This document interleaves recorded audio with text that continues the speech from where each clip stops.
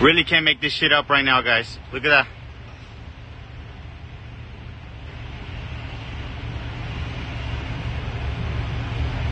They're doing something. Look at that. I'm busy.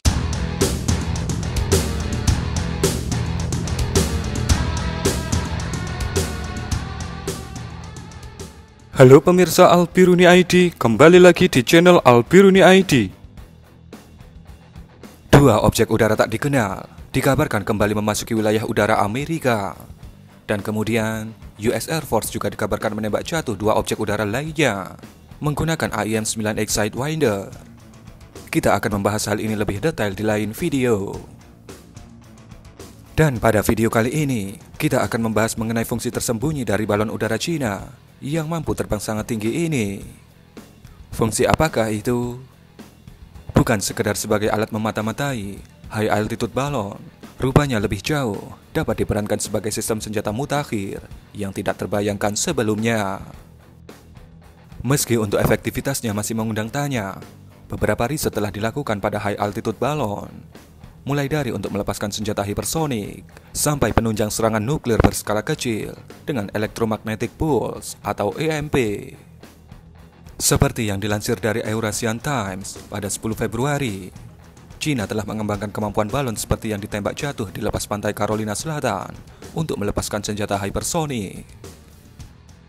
Pada tahun 2018, CCTV, layanan televisi pemerintah Cina, menyiarkan rekaman balon ketinggian yang tidak berbeda dengan yang melintasi Amerika dan Kanada minggu lalu.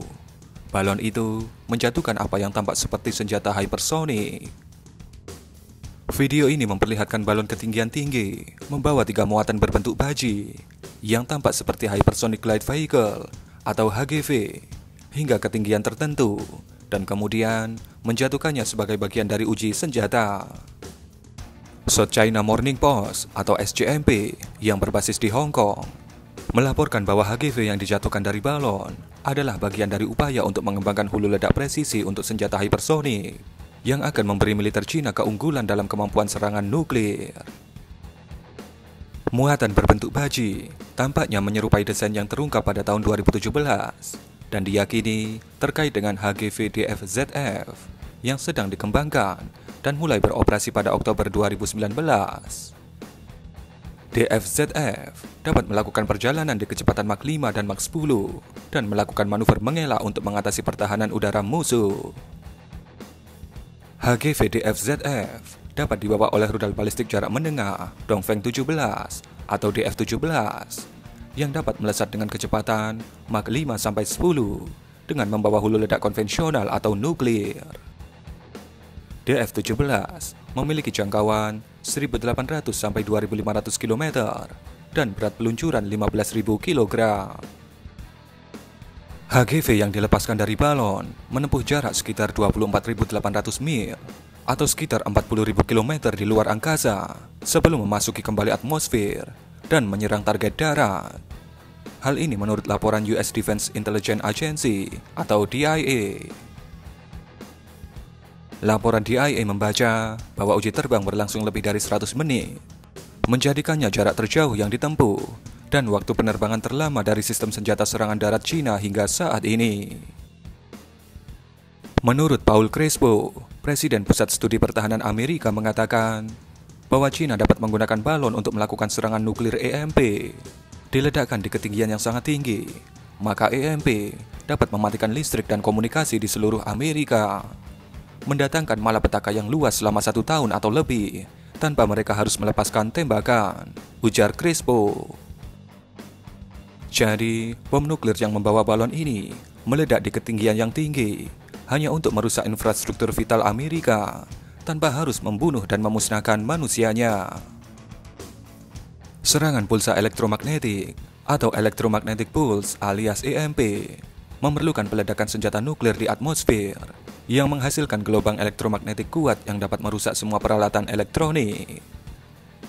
Para ahli di Amerika prihatin tentang kerentanan infrastruktur jaringan negaranya terhadap serangan high altitude electromagnetic pulse. Itu tampaknya karena kurangnya perhatian yang memadai dari pemerintahan Joe Biden akan hal ini.